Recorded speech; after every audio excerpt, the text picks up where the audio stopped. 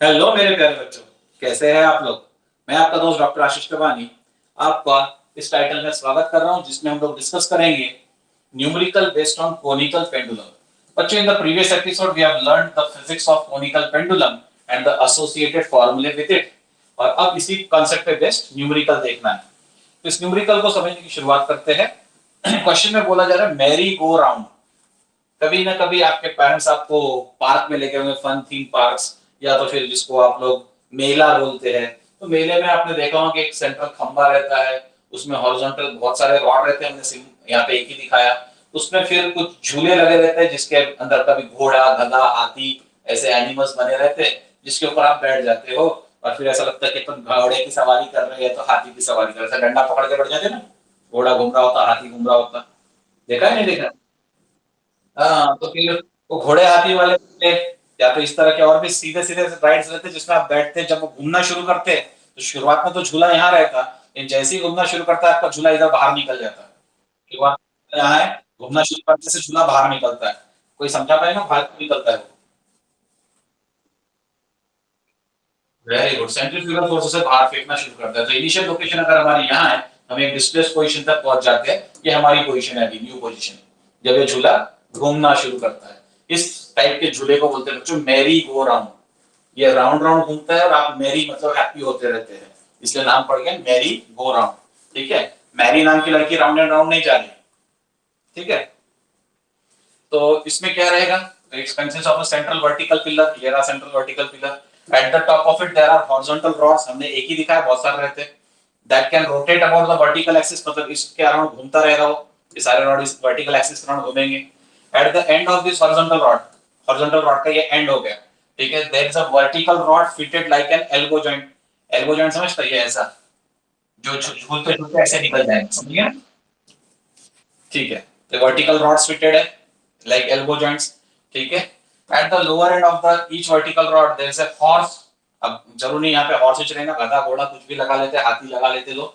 ठीक है, on which the rider can sit, इसके ऊपर आप बैठ सकते हो।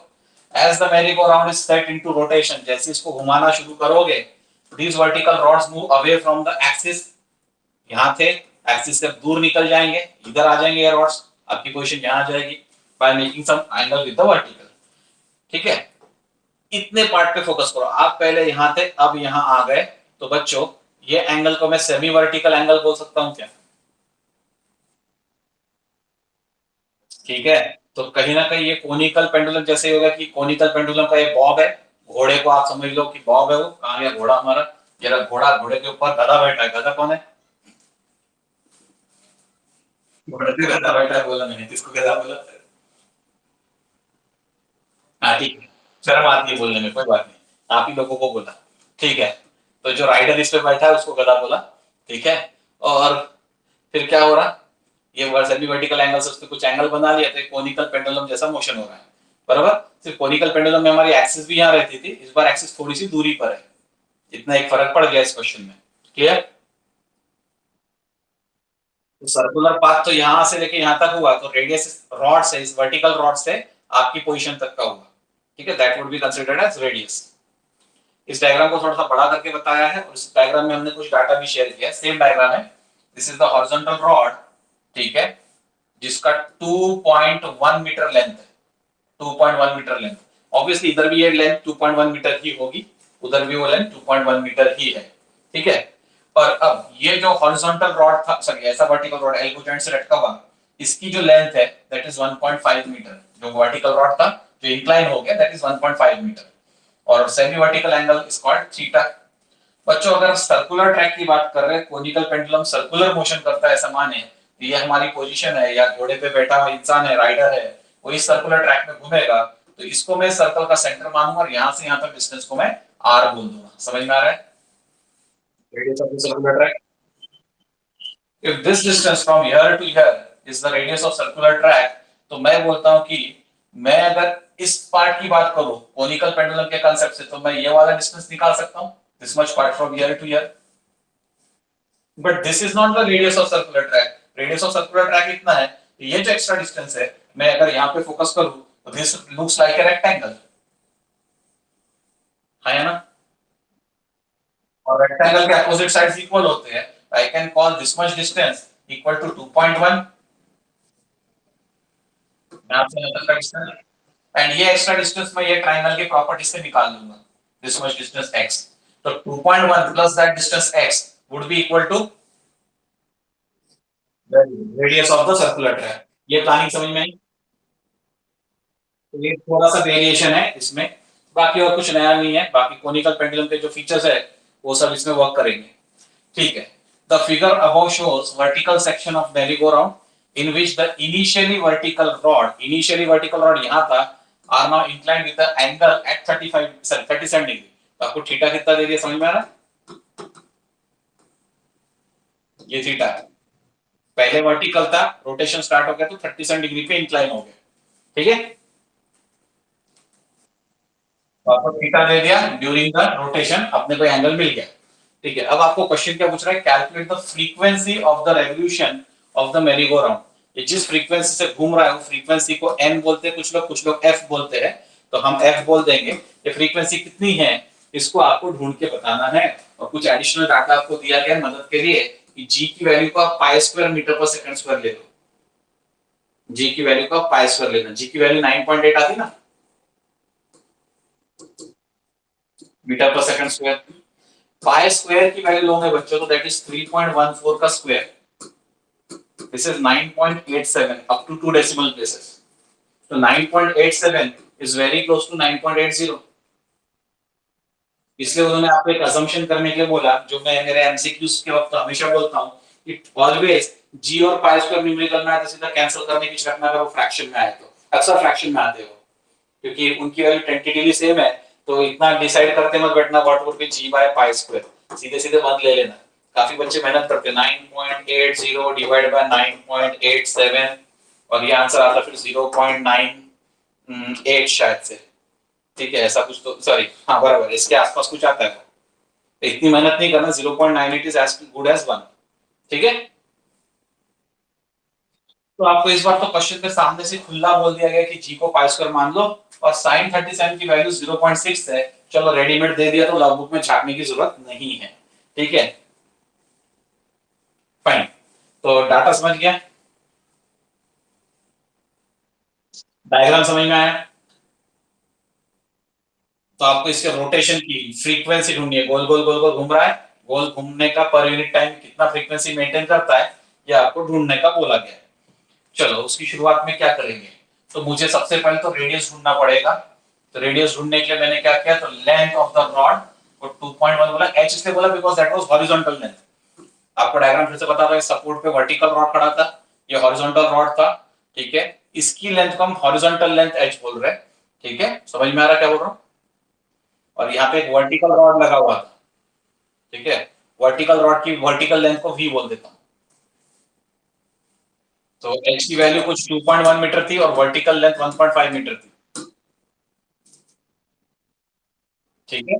तो लेंथ के दो टाइप्स हो गए, तो हॉरिजॉन्टल लेंथ को h बोल दिया, वर्टिकल रॉड की लेंथ को v बोल दिया, ठीक है। दोनों वैल्यू समझ में आई।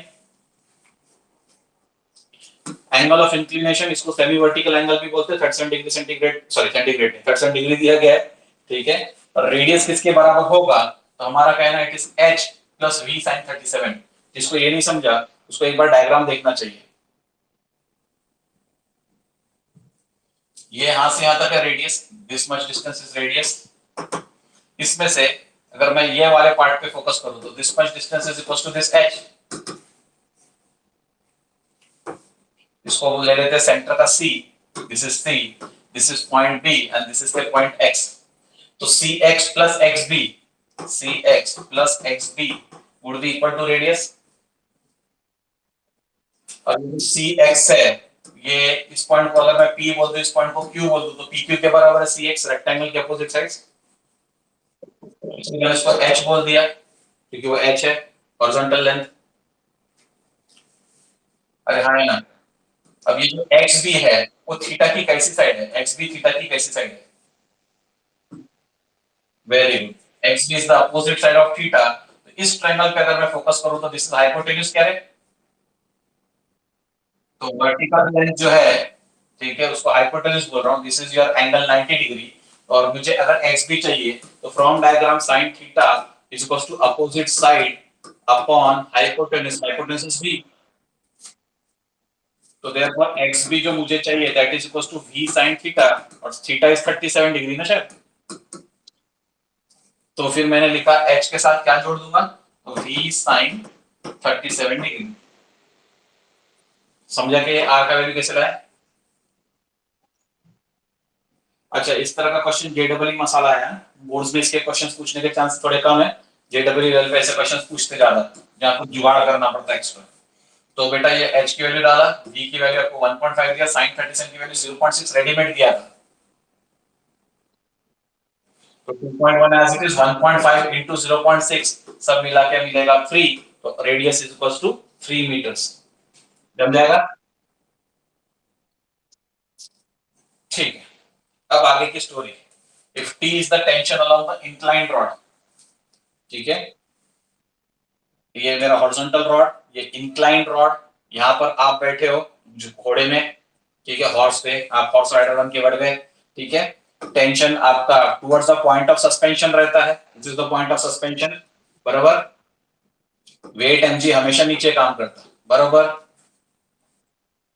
तो टी, अब मैं थोड़ा सा डायग्राम में ये वर्टिकल दिखा रहा हूं, तो मुझे बताओ कि ये एंगल कितना था, थीटा। तो एंगल कितना होगा, सेम थीटा। तो ये वाला जो पार्ट है वो थीटा का कौन सा साइड हुआ, एडजेसेंट साइड। तो इसको मैं टी साइन थीटा बोलूं कि टी कॉस थीटा बोलूं, एडजेसेंट हमेशा कॉस रहता है। This would be the opposite side, तो this should be T sine theta. आप यहां पर हो तो उसका पैरेलल साइड में यहां पर लेकर आऊंगा, इसका पैरेलल साइड यहां पर लेकर आया, तो ये वाला का टी साइन थीटा, तो ये कितना हुआ, रेक्टेंगल के अपोजिट साइड से इक्वल होते हैं, बराबर। इस डायग्राम से देखो टी cos थीटा किसको बैलेंस कर रहा है,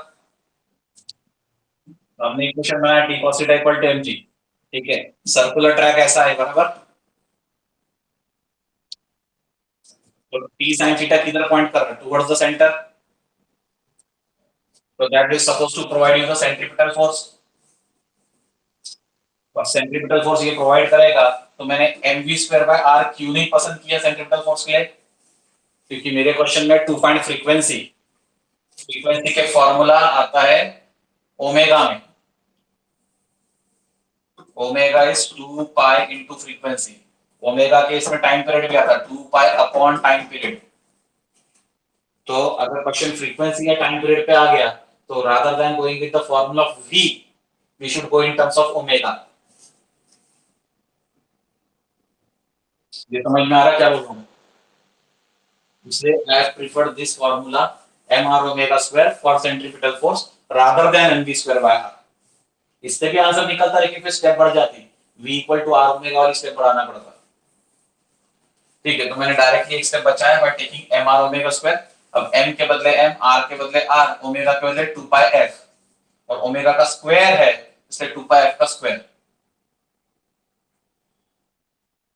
अब 2 का स्क्वायर क्या होता है, तो 4। पाई का स्क्वायर क्या होता है, पाई स्क्वायर। f का स्क्वायर होगा f स्क्वायर, और ये मर जा mr, मर जा मिस्टर, ठीक है। तो मैंने mr ओमेगा स्क्वायर को 4 pi square f square mr लिख दिया, चलेगा ये भी, ठीक है। अब मेरे पास दो इक्वेशन है, इक्वेशन 1 और 2, ठीक है। इसको बोल देते हैं 1 और इसको बोल देते हैं 2, ठीक है। तो मैंने करना क्या है, तो मैंने tan थीटा को लेना है कि cos सॉरी sec थीटा को लेना चाहिए। अगर मैं इक्वेशन 1/2 करता हूं तो मुझे sec थीटा मिलेगा, बट अगर मेरे को लॉग बुक का इस्तेमाल करना है, तो लॉग बुक में बच्चों दिक्कत ये है कि उसमें sin, cos और tan ये तीन देखने की फैसिलिटी है। sec, cosec और क्या बोलते हैं इसको, कॉट, उसकी फैसिलिटी लॉग बुक में नहीं होती। तो मुझे इक्वेशन 1/2 करना चाहिए या 2/1 करना चाहिए, वेरी गुड। 1/2 करता तो फिर मुझे tan थीटा नहीं मिलता, ना sin या cos मिलता, बराबर समझ रहे मैं क्या बोल रहा हूँ। तो मेरी जरूरत है इन तीन में से कुछ तक पहुंचना, इसलिए मैंने इक्वेशन 2 को इक्वेशन 1 से डिवाइड करना है। तो फिर मुझे क्या मिलेगा, इधर रफ ऑफ करता हूं, t sin theta left hand side equal to, हमारे पास लंबा चौड़ा एक्सप्रेशन है 4 pi square f square mister. अब लेफ्ट साइड में क्या आएगा डिवीजन में, टी कॉस थीटा ये इक्वेशन 1 का है। हम अप्रोच क्या कर रहे हैं समझे ना, equation 2 divide by equation 1 approach कर रहे हैं, और राइट साइड में क्या है mg, इधर से टी टी कैंसिल, इधर से एम कैंसिल।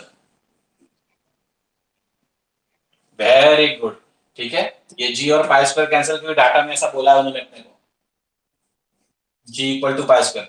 अब थीटा थीटा भी कैंसिल, नहीं ठीक है, तो sine theta by cos theta is tan theta, right side में बचा 4f square r upon nothing, है ना, अपन 1 बोलो ना, मतलब कुछ नहीं, m कैंसिल हो गया इस m के साथ, g कैंसिल हो गया पाई स्क्वायर के साथ, तो यहां पर अब कुछ नहीं बचा, तो ये 4, ठीक है। अरे हाँ, यहाँ आपका क्वेश्चन में एम क्या है, फ्रीक्वेंसी ढूंढना है, तो मैं एफ स्क्वायर को एक तरफ आइसोलेट करूंगा, मुझे अगर फ्रीक्वेंसी ढूंढना है तो मैं एफ स्क्वायर को एक तरफ आइडेंटिफाई करूंगा, तो 4 और r को अपोजिट साइड भेजना पड़ेगा। तो अगला स्टेप आप यहाँ देख लो, ठीक है, एफ स्क्वायर मैंने यहाँ रखा है, तो 4 और r मल्टीप्लीकेशन में तो tan थीटा के डिवीजन में आ गया, ठीक है, 4 और r को tan थीटा के डिवीजन में डाल, ठीक है क्या। आपको एफ स्क्वायर चाहिए कि एफ चाहिए, अगला स्टेप सजेस्ट करो,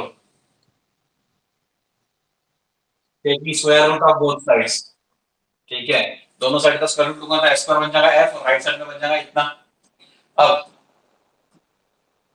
tan ऑफ थीटा, थीटा है 37, अब आपको लॉग को ओपन करके tan 37 की वैल्यू लानी पड़ेगी, ये 4 अपनी जगह पर मेहनत करके r लाए थे, याद है क्या, दैट वाज 3, ठीक है, तो tan 37 अपॉन 4/3 का रेशियो लेने के बाद 1/16 सिंपलीफाई करने के बाद, और फिर 1/16 का स्क्वायर रूट लोगे तो 1 का स्क्वायर रूट 1 और 16 का square root 4, frequency would be 1/4 hertz, और 1/4 को फ्रैक्शन में नहीं रखना चाहते हो तो 1/4 इज 0.25, समझता है।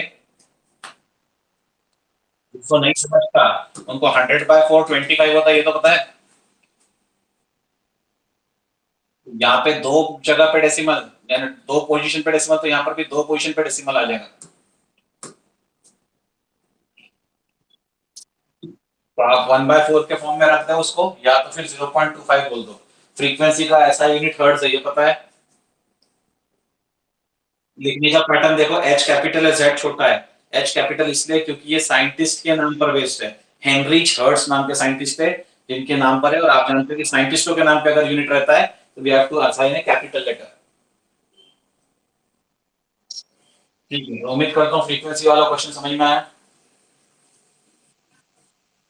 लॉग बुक में tan 37 देखना पड़ेगा आपको, फिर ही आप आगे बढ़ पाओगे पिछले क्वेश्चन में। अब नया क्वेश्चन दे रहे हैं बेटा, this is numerical based on conical pendulum again. अब क्वेश्चन क्या है, semi vertical angle of the conical section of A funnel is 37 degree. Funnel समझता, ठीक है, तो ये फनल है मतलब इन्वर्टेड कोन जैसा हो गया, अपन कोनिकल पेंडुलम में ऐसा देखे थे ना, फनल बोले तो ऐसा शेप में आ गया, ठीक है। फनल में रहता नीचे में ओपनिंग रहता, फिर कंटेनर में फिल्ट्रेशन करते हैं केमिस्ट्री वगैरह में, ठीक है, तो आप ये इतना ही देख रहे हैं, नीचे का पाइप वर्क छोड़ दे रहे हैं। तो semi vertical angle of the conical section of the funnel is 37 degree, मतलब कि अगर मैं इसको ऐसे डिवाइड करूं तो ये हुआ 37 डिग्री, ये पूरा हुआ 37, दिस एंगल थीटा 1 या this angle theta 2 which is 37, theta 1 को 37 मानूंगा कि थीटा 2 को 37 मानूंगा। वेरी गुड, अब आपको कोण की भाषा समझ में आने लग गई है, ठीक है, इसलिए मैंने कल आपको इस नाम से परिचय कराया था, कई बार न्यूमेरिकल में यही वर्ड यूज हो जाता है, ठीक है। तो now we have the idea कि semi vertical angle of the conical section of the funnel is 37 degree, यानी अब थीटा 1 2 तो मैं समझने क्या होता है, सीधा थीटा लिख देता हूं, दैट्स 37 डिग्री, बराबर। The small there is a small ball kept inside the funnel, यानी ये फनल हुआ और यहाँ पे मैंने स्मॉल बॉल रख दिया, on rotating the funnel the maximum speed that the ball can have, maximum speed बोला यानी Vmax, the ball can have in order to remain in the funnel is 2 metre पर सेकंड। अगर आप इसको घुमाओगे तो आपको V ऑफ डेथ याद है, वेल ऑफ डेथ, सॉरी, बहुत कब हुआ, तो कुछ वैसा ही है कि ये बॉल को हमें नीचे नहीं गिरने देना है, इसको ऐसे स्पीड से घुमाते रहना है कि बॉल इसके अंदर में घूमता रह जाए, गोल गोल गोल गोल गोल गोल घूमता रह जाए। ठीक है, आप इमेजिन कर सकते हैं कोनिकल पेंडुलम ऐसा था, ये बिल्कुल उसका उल्टा दिखा रहा है, और बॉब के बदले बॉल दे दिया जिसको ऐसा सर्कुलर ट्रैक में घूमते रहना पड़ेगा उस फनल के, जो फनल का इन्वर्टेड वी है, सॉरी इरेक्ट वी उसके अंदर। समझ पा रहे हो क्या बोल रहा हूँ? उसको भी यहाँ रखकर टॉप पे नहीं घुमा रहे, समवेयर इन बिटवीन रख के घुमा रहे हैं। ठीक है, तो इसको फनल में मेंटेन होना है, ना इतना फोर्स दे देना कि बाहर निकल जाए, ना इतना कम फोर्स देना कि नीचे गिर जाए।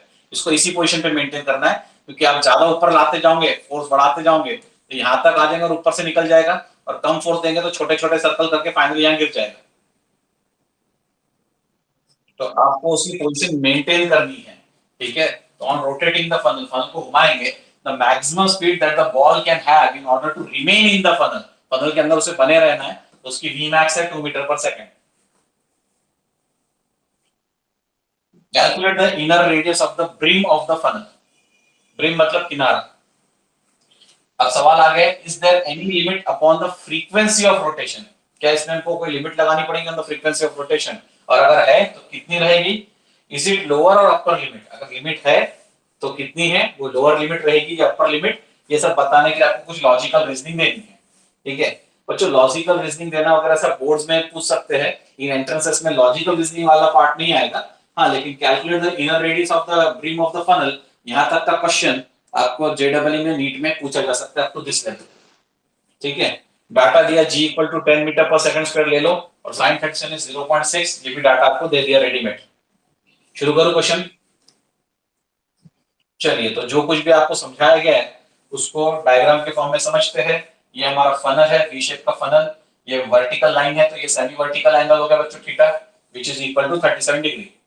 ठीक है, फिर हमें रेडीमेड डाटा दिया sin 37 इज 0.6 और g इक्वल टू 10 मीटर पर सेकंड स्क्वायर, और मैक्सिमम वेलोसिटी आपको बताई गई है 2 मीटर पर सेकंड। ये आपका वो बॉल है जिसको 2 मीटर पर सेकंड की मैक्सिमम वेलोसिटी से घूमना है इस सर्कुलर ट्रैक में, ऐसे। समझ पा रहे हो? अब ये डायग्राम एग्जाम में बनकर नहीं आते, ये डायग्राम आपको एग्जाम में क्रिएट करना पड़ता है, और सारी मेहनत इसीलिए होती है, इसलिए बैंकिंग ऑफ फ्लोर्स के वक्त, कोनिकल पेंडुलम के वक्त मैं फोर्सेस को ड्रॉ करने के लिए मेहनत करवा रहा था, और अब ये काम आपको करते आना चाहिए। Let's focus on this particular ball. तो वेट का फैक्टर हमेशा काम करेगा वर्टिकली डाउनवर्ड्स, ये सरफेस ऑफ कांटेक्ट है, तो सरफेस ऑफ कांटेक्ट पर नॉर्मल मतलब परपेंडिकुलर डायरेक्शन में काम करेगा नॉर्मल रिएक्शन। पक्का? ठीक है, तो नॉर्मल रिएक्शन सीधा वेक्टर है कि टेढ़ा वेक्टर है? टेढ़ा वेक्टर। तो टेढ़ा वेक्टर तो उसके हमको दो टुकड़े करने पड़ेंगे, एक along the Y axis vertical component, एक along the X axis horizontal component, बराबर? बाय ज्योमेट्री अगर ये और ये लाइन को मैं देखूं तो ये और ये एंगल थीटा बनते हैं, और ये एंगल भी फिर ज्योमेट्री से हम प्रूव कर सकते हैं कि दिस इज थीटा। ठीक है, तो अब अगर ये एंगल थीटा है बच्चों, तो ये थीटा की कौन सी साइड हुई? एडजेसेंट साइड, तो इसमें cos थीटा आ गया। ठीक है, और ये साइड कौन सी बनी होती थीटा के लिए? तो अपोजिट का पैरेलल वाला हमेशा sin थीटा बनता है, याद है? If the hypotenuse is n, if the hypotenuse is n, the adjacent side is n cos theta, opposite का parallel side is n sin theta। समझ गए इतना? इस डायग्राम को देखकर मुझे बताओ कि इक्वेशन क्या बनेगा, mg को बैलेंस करने वाला फोर्स n sin theta रहेगा कि n cos theta रहेगा? n sin theta would be balancing mg। अच्छा, n cos theta किधर डायरेक्ट कर रहा है, गौर से देखो, this is the circular track, centre की तरफ पॉइंट कर रहा है, इसलिए n cos theta will act as, हमारे ये इक्वेशंस कैसे बने समझा, n sin theta equal to mg और n cos theta equal to centripetal force. ठीक है, अच्छा इस बार मैंने mv स्क्वायर बाय r के टर्म्स में लिया, mr ओमेगा स्क्वायर में नहीं लिया। क्यों? क्योंकि उसने बोला calculate the inner radius of the brim of the funnel. ठीक है, तो आपको रेडियस में जाना है, तो mr ओमेगा स्क्वायर से भी रेडियस मिलता है, mv स्क्वायर बाय r से भी रेडियस मिलता है, this is considered as a standard formula, से मैंने इसको पसंद किया। ठीक है, तो ये रेडियस वाला फार्मूला था, वेलोसिटी में अपने को फ्रीक्वेंसी वगैरह पे जाना नहीं था, इसलिए मैंने यही प्रेफर कर लिया। समझ गया ये फार्मूला? अगर आपको कोई मजबूरी ना रहे फ्रीक्वेंसी या टाइम पीरियड निकालने की, तो तब तक एम आर ओमेगा स्क्वायर वाले फॉर्मूले पे मत जाना, by default M V square by R वाले फॉर्मूले को प्रीफर करना। ठीक है, अब मेरे पास कोई रास्ते है इसमें वर्कआउट करने के, दो दो इक्वेशन तैयार हो गए, 1 2, मुझे आर तक पहुंचना है, डिवाइड करेंगे, वेरी गुड। ठीक है, डिवाइड करने के बाद ये इक्वेशन डायरेक्ट दे दिया, समझाता हूं कैसे आ रहा है। अच्छा 1/2 करना चाहिए, इसको 1 बोल दो, इसको 2 बोल दो। 1/2 करूँ कि 2/1 करूँ, क्योंकि साइन बाय कॉस टैन मेरे लिए कन्वीनियंट है। ठीक है, तो मैंने इनको ये डिवाइड कर लिया, एन एन कैंसल, एम और एम कैंसल, तो sine theta by cos theta becomes tan theta. ठीक है, इसका क्या होगा आर का, R G upon V square. बच्चों आप बड़ी इंटरेस्टिंग सी चीज देख रहे हैं कि पता नहीं, आपने बैंकिंग ऑफ फ्रॉड में लाया था tan theta equal to V square by R G, और यहाँ पे tan theta is R G upon V square. ऐसा इसलिए हुआ, बैंकिंग के वक्त क्या था बच्चों, this was n sin theta and this was n cos theta banking के वक्त। ये n sin थीटा था, और अभी तक के इसके सारे पहले के क्वेश्चन में n sin theta centripetal force दे रहा था, इस बार n cos theta centripetal force दे रहा है, और हर बार n cos थीटा इधर रहता था, वो mg को बैलेंस करता था, इस बार n sin थीटा mg को बैलेंस कर रहा है। इसलिए रट्टा मार के जाने वाले बच्चे एंट्रेंसेस में क्लियर नहीं हो सकते, इसलिए ऑन द स्पॉट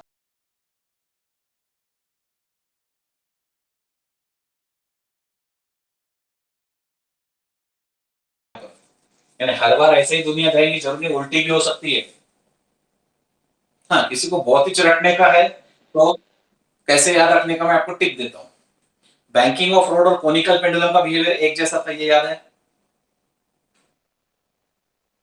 ये इन्वर्टेड कोनिकल पेंडुलम है ना, कोनिकल पेंडुलम में सपोर्ट यहाँ था और बॉब यहाँ घूमता था, अब यहाँ पे सपोर्ट है और बॉब यहाँ घूम रहा है, तो ये इन्वर्टेड कोनिकल पेंडुलम है, इसलिए रेशियो इन्वर्ट हो गया। अगर आप रट के जाना चाहते तो ये ट्रिक है याद रखने की, समझ गया।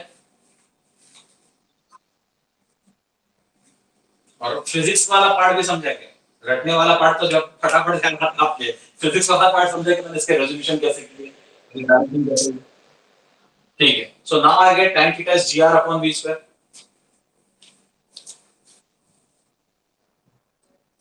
वेलोसिटी उसने मैक्सिमम वेलोसिटी दी थी, मेरे को याद है वो वर्ड। मुझे जब r चाहिए बच्चों तो मुझे v square tan theta upon g करना पड़ेगा, समझ रहे हैं, v स्क्वायर इधर मल्टीप्लाई होगा, r चाहिए ना मुझे, और g को नीचे लाना पड़ेगा, तो पहले तो मैं इसमें r का एक्सप्रेशन बना देता हूं। ठीक है, r का एक्सप्रेशन क्या बनेगा, r is equals to v square इधर भेज दिया तो v स्क्वायर tan थीटा, और ये g को हटाऊंगा नीचे आएगा इधर में तो g। लेकिन क्वेश्चन में डाटा सिर्फ v का नहीं दिया था, क्वेश्चन में डाटा देते उसने v मैक्स बोल दिया था, इसलिए मैंने v को अब अगले स्टेप में रिप्लेस किया हुआ है v मैक्स। हाँ या ना, और अगर ये मैक्सिमम है तो फिर रेडियस भी मैक्सिमम होना चाहिए, राइट हैंड साइड मैक्सिमाइज होगा तो लेफ्ट हैंड साइड भी मैक्सिमाइज होगा। ठीक है, तो चलो अब डाटा को सिंप्लीफाई करते हैं, सॉरी सब्स्टिट्यूशन करते हैं। तो v आपको 2 दिया था तो मुझे 2 स्क्वायर करना पड़ेगा, tan थीटा आपको लॉग बुक से देखना पड़ेगा। ठीक है, और g आपका 10 है, tan थीटा जो 37 का बच्चों उसका फ्रैक्शन 3/4 आता, ये डायरेक्टली आप भी रख सकते हैं, दिस इज tan थीटा का direct readymade value in fraction. इसको सिंप्लीफाई करूं तो दिस इज 4 कैंसल, 3/10 इज 0.3। ठीक है, समझा। ठीक है, तो ये आपको मैक्सिमम रेडियस मिल गया। हाँ, क्वेश्चन के एक बार पहले आ जाते हैं, what was the question, calculate the inner radius of the brim of the funnel. ठीक है, अब ये inner radius of the brim of the funnel बोला तो आपने क्या रेडियस निकाल लिया है,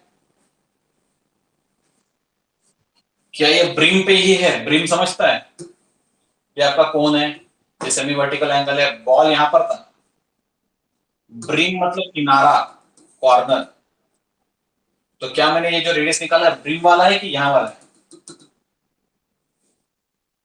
हाँ, क्योंकि जब मैं बात कर रहा था कि radius is equals to V square tan theta upon G, तब मैं यहाँ की बात कर रहा था। लेकिन जैसे ही वेलोसिटी को उसने मैक्सिमम बोला, आपको याद है ना, वेलोसिटी बढ़ाते हैं तो हम वेल ऑफ डेथ में ऊपर जाते थे और वेलोसिटी घटाते तो वेल ऑफ डेथ में नीचे आते थे। वेलोसिटी इंक्रीज हो ऊपर, वेलोसिटी डिक्रीज हो नीचे। तो v को मैक्सिमाइज करें तो ये बॉल घूमते घूमते ऐसा होते होते ऐसा घूमते घूमते फाइनली यहाँ पहुंच जाएगा। तो फिर ये रेडियस जो है उसके मुकाबले ये रेडियस सबसे बड़ा रहेगा ना। जैसे ही हमने फॉर्मूले में यहाँ पे मैक्स डाला और यहाँ पे मैक्स डाला, इसका मतलब हमने ये वाला रेडियस तक पहुंच गए, ये वाली लोकेशन हम तब की छोड़ चुके हैं। ठीक है। अब हमारे पास वहां पे कुछ और छोटे मोटे क्वेश्चंस थे, उसकी भी बात कर लेते। हमें बोला गया था is there any limit upon the frequency of rotation. तो फ्रीक्वेंसी ऑफ रोटेशन पे कोई लिमिट है क्या, अगर है तो कितनी है, और इज इट लोअर और अपर लिमिट। ठीक है, इतने पार्ट को अटेम्प्ट करने की कोशिश करेंगे बच्चों। तो अब इसको समझने की कोशिश करते हैं। फ्रीक्वेंसी में हमें डाटा ले जाना पड़ेगा, v equal to R omega. हाँ या ना? अरे ये फॉर्मूला याद है क्या, चैप्टर के बिगिनिंग में पढ़े थे। आर के बदले आर, ओमेगा बदले 2 पाई फ्रीक्वेंसी। तो v is equal to R into 2 pi frequency, R into 2 pi frequency. समझ गया क्या? सबको, सभी बच्चों से रिक्वेस्ट है, फॉर्मूला डेली बेसिस पे जितने नए नए तैयार हो रहे हैं एक कॉपी में लिखते चलो, यानी जब रिवीजन करोगे तो जल्दी रिवाइज होगा, न्यूमेरिकल जल्दी ख्याल में आएगा। चलो, अब आपको पूछा गया था अपर लिमिट या लोअर लिमिट, तो शुरुआत करते हैं। If you go for the lower limit of speed while rotating, तो बच्चों हमने अभी जो देखा, मैक्सिमम स्पीड से यहाँ घूम सकता है, यहाँ पे उतनी स्पीड से नहीं घूम पाएगा, और यहाँ पे जब पहुंच जाएगा तो घूम ही नहीं पाएगा। तो वेलोसिटी वहां पे जीरो हो जाएगी और रेडियस भी जीरो हो जाएगा। बच्चों अगर वेलो रेडियस जीरो है तो घूमने की फ्रीक्वेंसी हम बोलेंगे इनफाइनाइट हो गई।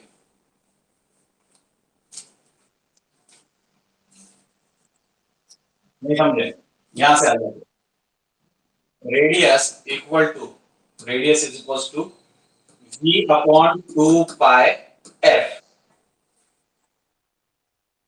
वेलोसिटी टेंडिंग टू जीरो और 2 पाई, और फ्रीक्वेंसी भी, मैं अपने को फ्रीक्वेंसी के टर्म्स में चाहिए ना, यहाँ फ्रीक्वेंसी लेता हूं मैं और यहाँ रेडियस लेता हूं। तो हमारा रेडियस जीरो है यहाँ पे, समझ रहा, यहाँ पे बढ़ता हुआ रेडियस, यहाँ पे बढ़ता हुआ रेडियस, और यहाँ पे मैक्सिमम रेडियस। ठीक है, तो मैंने यहाँ पर भी रेडियस के बदले जीरो डाल दिया। बच्चों फ्रैक्शन में जीरो अपॉन जीरो हो गया, तो इसको मैथ्स की भाषा में बोलते हैं मीनिंगलेस। ठीक है, तो फिजिक्स में उसका इंटरप्रिटेशन क्या निकालूं कि बढ़ते जा रही, भरपूर बढ़ते जा रही, इतनी कि वो इंफिनिटी तक चली जाए। ठीक है, तो प्रैक्टिकली ऐसा हो सकता है।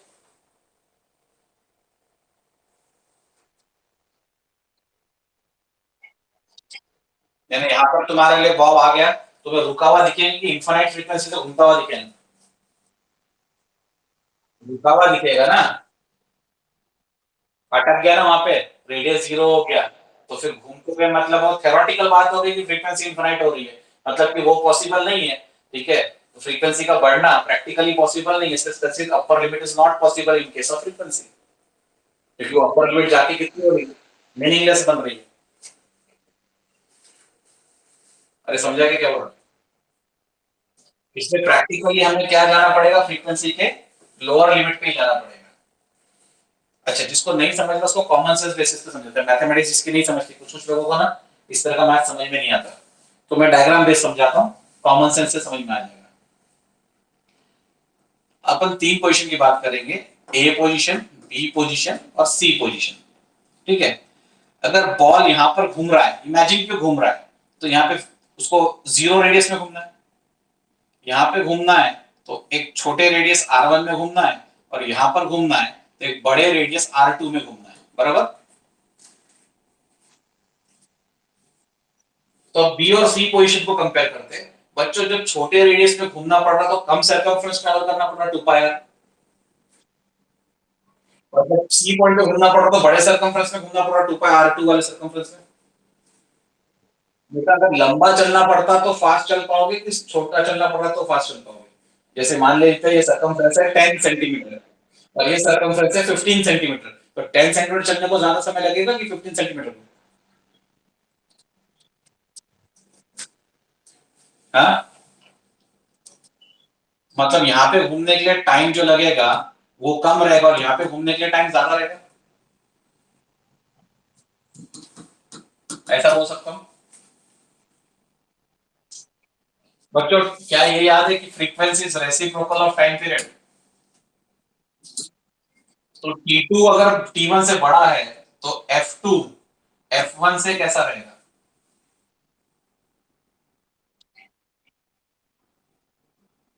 T2 is greater than T1, ये तो समझा यहाँ पे। बड़े चक्कर में घूमना है तो ज्यादा समय लगेगा, छोटे चक्कर में घूमना है तो कम समय लगेगा। और ए पॉइंट के जीरो रेडियस के चक्कर में घूमना है तो जीरो समय लगेगा।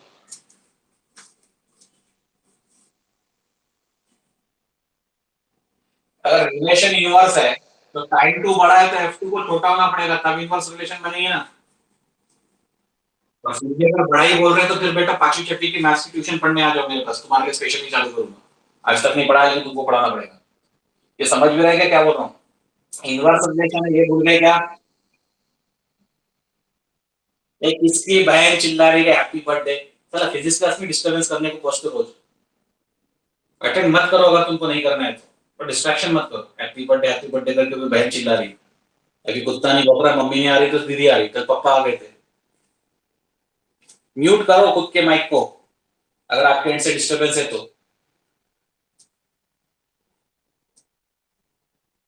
2 मिनट आंसर नहीं भी करेंगे तो चलेगा, बहन को जाने दो हैप्पी बर्थडे का विश देने के बाद, ठीक है, उसके बाद आप माइक चालू कर लेना आंसर देने के लिए। इतना कॉमन सेंस क्यों नहीं समझता है? पूरा थीम डिस्टर्ब करते थे समझाने का। तो छोटे रेडियस में चल रहे तो कम समय में घूमेंगे, बड़े रेडियस में चल रहे तो ज्यादा समय लगेगा।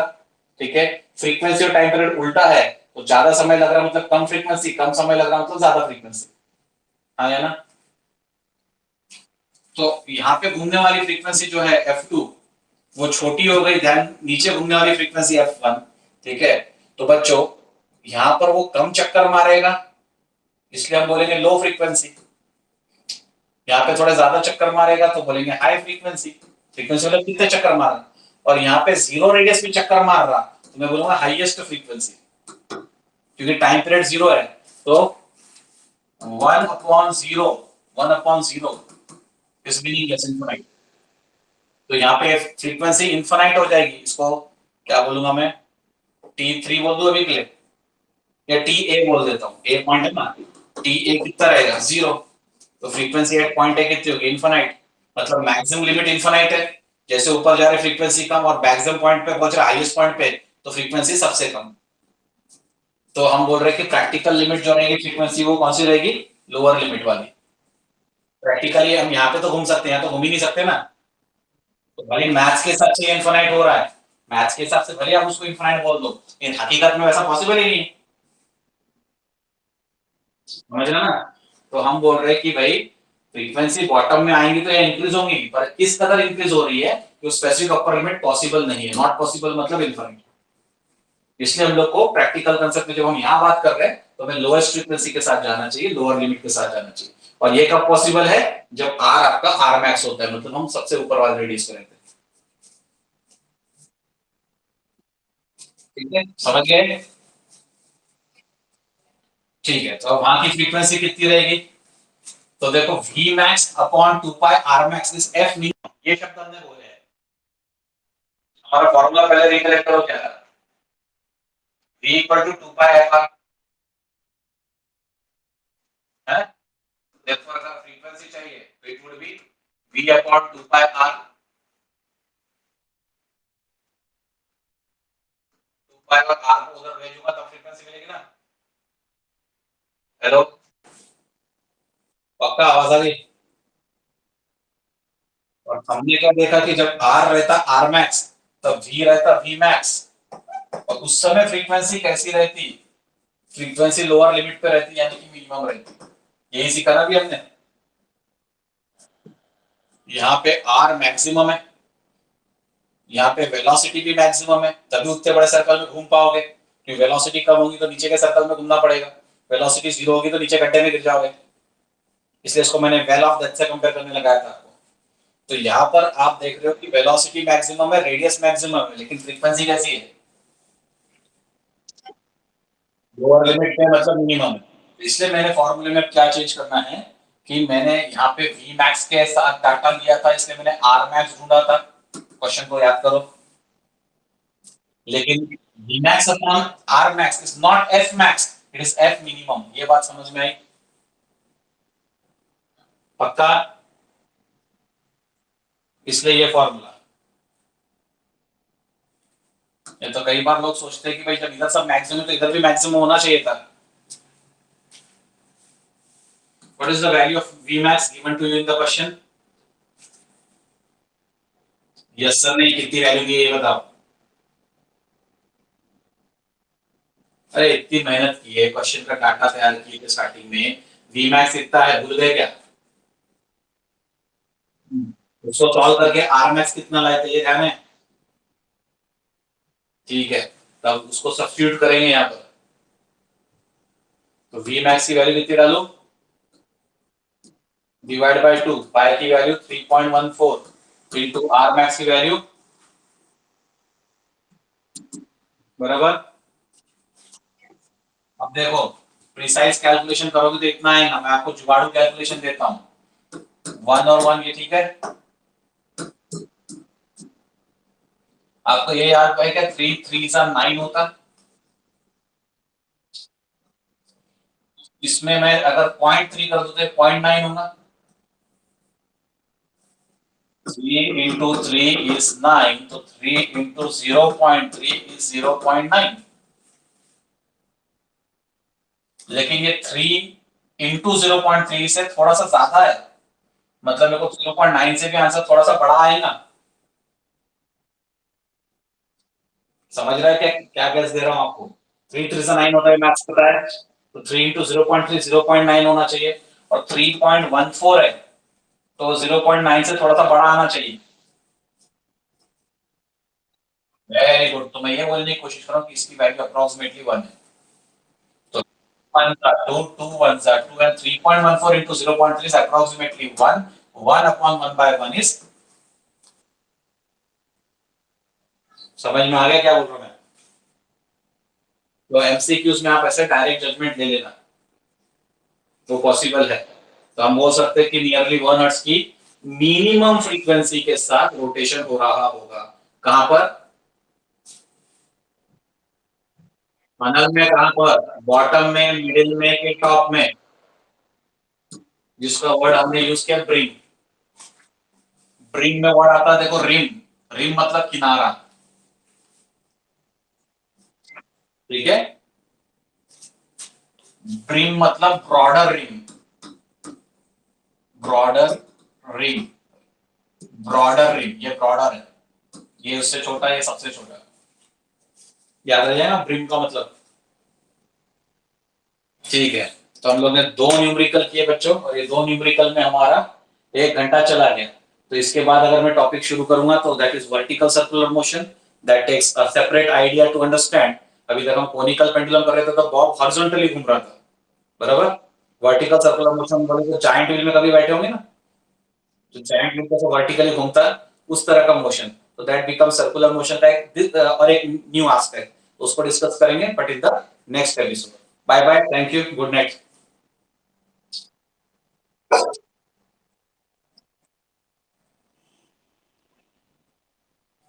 Good night.